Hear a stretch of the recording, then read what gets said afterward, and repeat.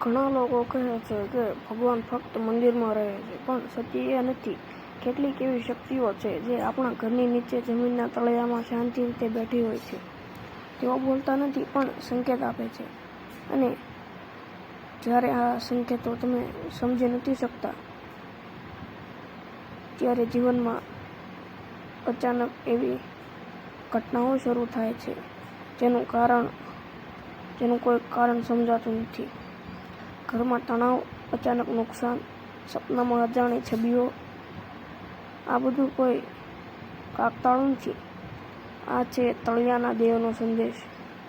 અને આજે હું તમને જણાવવાનો છું એવું સત્ય જે ઘણા લોકો જાણે છે, પણ કોઈ ખુલ્લે કહી શકતું નથી.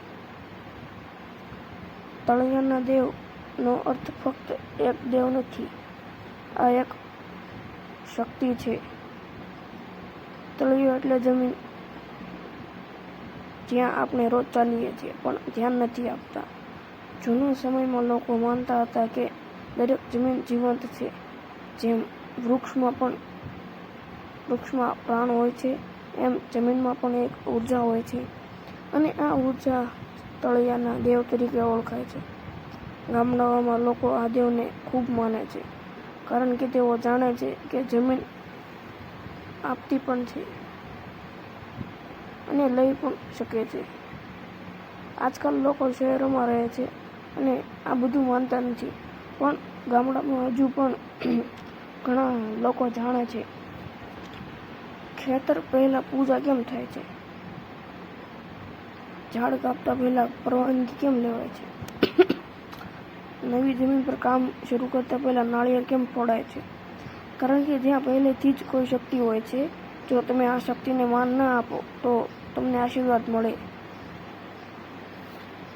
જો અવગણો તો મુશ્કેલીઓ આવે. હવે ધ્યાનથી સાંભળજો. આ ભાગ સૌથી મહત્વનો છે. પહેલું, સપનાઓ દ્વારા સંકેત. સપનામાં શું દેખાય છે? સાપ, જમીન ખોદાતી, જૂના દેવ કે અજાણી જગ્યા. આ કોઈ સામાન્ય સપના નથી, આ સંદેશ છે. ત્યારબાદ બીજું, ઘરમાં અચાનક નકારાત્મકતા, બધાને ગુસ્સો આવે, વાતચીત બંધ, ખુશી ખતમ. ત્રીજું, સતત નુકસાન, પૈસા આવે પણ જાય, કામ બગડે. ચોથું, મન પર અસર, ડર, બેચેની, ઊંઘ ના આવવી. પાંચમું, ચોક્કસ જગ્યાથી ડર લાગવો, ઘરમાં કે ખેતરમાં એક એવી જગ્યા જ્યાં જતાં અજીબ લાગે. આ સૌથી મોટો સંકેત છે. એક માણસ હતો, નામ મનોહર. તેને બધા દાદાએ એક જમીન આપી. તેના દાદાએ એક જમીન આપી. દાદાએ કહ્યું હતું, આ જમીનનું ધ્યાન રાખજે, અહીં શક્તિ છે. પણ મનોહરે ક્યારેય ધ્યાન ન આપ્યું નહીં. એક દિવસ તેણે નક્કી કર્યું, અહીં નવું ઘર બનાવવું છે. જ્યારે ખોદકામ શરૂ થયું, ત્યારે મજૂરો બોલ્યા, સાહેબ, અહીં કંઈક અજીબ લાગે છે. પણ તેણે અવગણ્યું. તે પછી શું થયું? રાત્રે તેને ઊંઘ આવતી નથી. ઘરમાં ઝઘડા શરૂ થયા. કામમાં નુકસાન થયું. એક રાત્રે તેને સપનામાં એક અવાજ આવ્યો, આ મારી જગ્યા છે. તે ડરી ગયો, પણ હજુ પણ સમજ્યો નહીં. એક દિવસ ગામના એક વૃદ્ધ પાસે ગયો.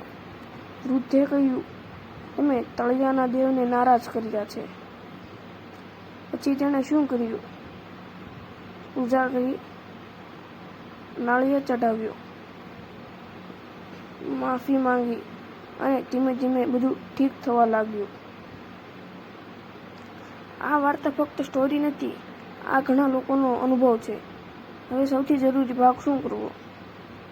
વસ્તુઓ, નાળિયેર, ધૂપ,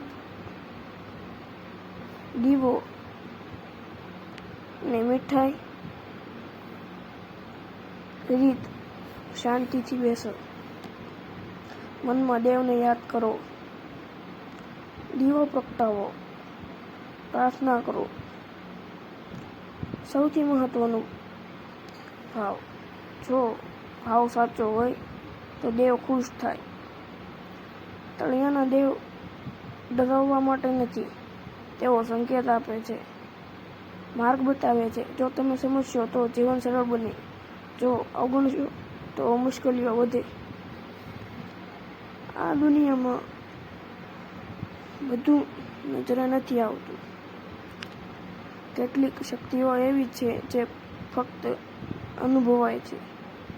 જો તમને પણ આવા સંકેતો મળ્યા હોય તો તેમને અવગણશો નહીં, કારણ કે કદાચ કોઈ તમને કંઈક કહેવા માંગે છે.